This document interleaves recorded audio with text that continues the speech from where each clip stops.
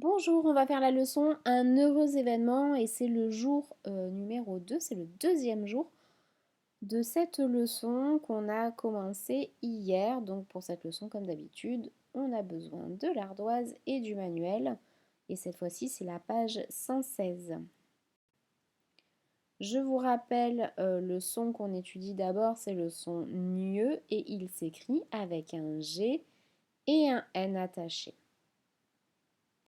Je vous laisse prendre l'ardoise et on va commencer une dictée. Premier mot, c'est parti. Un signe. Un signe. Un signe. Le gagnant. Le gagnant. Le gagnant. Un chignon. Un chignon. Un chignon. Un grognement. Un grognement. Un grognement. À présent, je vous laisse prendre votre manuel et vous allez d'abord faire l'exercice lis le mot et une fois que c'est fait, vous ferez l'exercice lis les phrases. On reprend le manuel page 116 et je vous laisse vous remémorer tout ce qu'on s'était dit sur cette illustration, les questions qu'on s'était posées, les mots qu'on avait trouvés. Voilà. Je vous laisse prendre le temps de bien vous remettre en mémoire tout ce qu'on s'est dit. Maintenant, on va prendre l'histoire de Taoki. Je vous laisse mettre pause, le temps de lire ce texte. Prenez bien le temps de le lire et de le comprendre. Le texte est un peu plus long que d'habitude, donc prenez bien votre temps et ensuite vous reprenez la vidéo.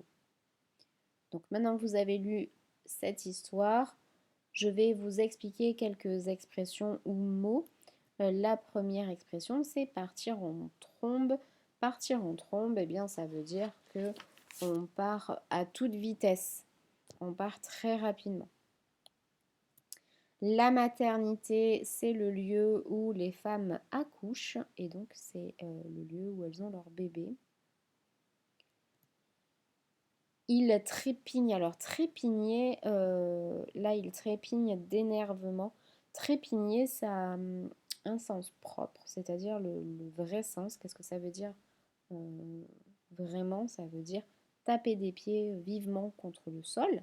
Mais il y a aussi le sens imagé. Donc trépigner d'énervement, ça veut plutôt dire qu'il est très impatient. Voilà, ça représente l'impatience, le trépignement. Hugo et Taoki craignent de la déranger et s'éloignent sur la pointe des pieds.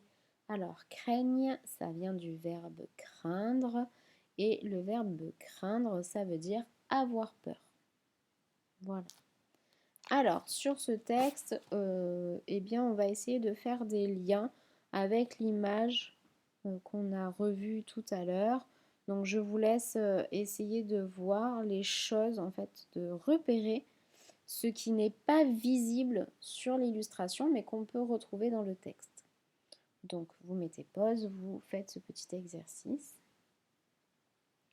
Voilà, une fois que c'est fait, eh bien, on va essayer de le faire un petit peu ensemble.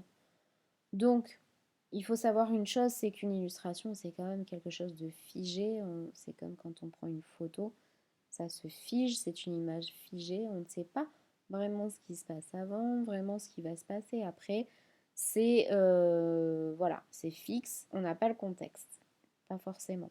Alors que dans un texte, on va savoir ce qui s'est passé avant, par exemple, quelques jours après le retour d'Hugo de classe de mer. Voilà, hein, déjà on nous situe un petit peu le moment durant lequel s'est passé l'événement. Et puis, on peut savoir ce qui se passe après.